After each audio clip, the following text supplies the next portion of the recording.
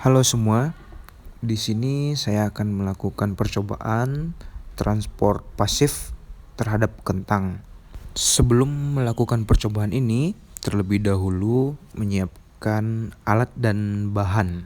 Alat dan bahan yang digunakan adalah yang pertama kentang yang sudah dipotong dengan ukuran 2,8 cm, kemudian garam, sendok, kemudian penggaris, dan yang terakhir 2 buah gelas yang telah terisi air. Kemudian kita langsung masuk ke percobaannya.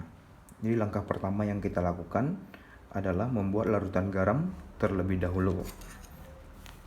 Kita memasukkan satu sendok garam ke dalam gelas. Saya beri tanda pada gelas ini, ada putih ini isinya garam. Kita sedang membuat larutan garam. Aduk hingga rata sampai benar-benar rata.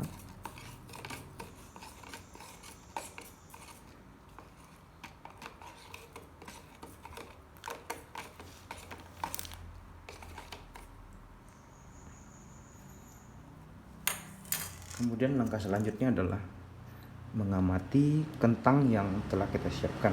Jadi sebelum dimasukkan ke dalam larutan, kita ukur terlebih dahulu. Kurang lebih 2,6 cm.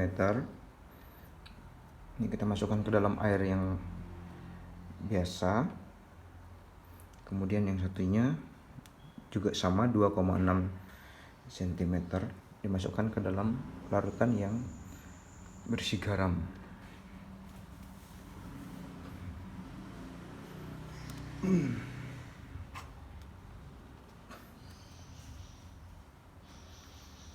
Kemudian proses ini kita biarkan dan ditunggu dalam waktu 1 jam untuk melihat hasilnya, adakah perubahan yang terjadi. Setelah direndam kurang lebih 1 jam,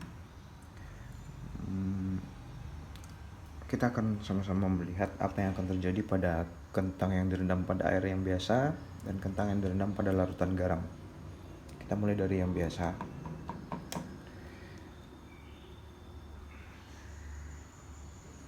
Teksturnya keras dan ukurannya ya masih 2,6.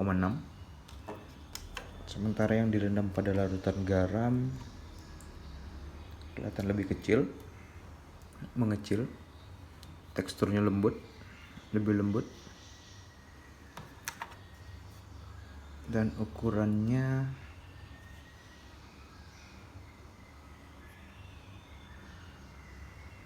ya, menyusut 1 cm jadi 2,5.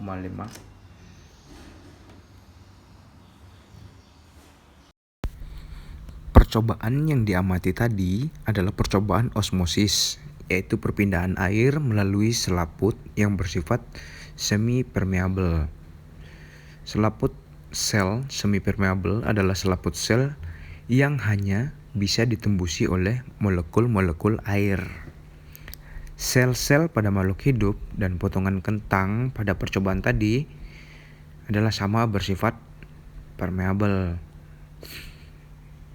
Cairan larutan garam lebih pekat daripada cairan dalam sel atau bersifat hipertonis, sehingga air dari dalam kentang berpindah dari dalam keluar sel.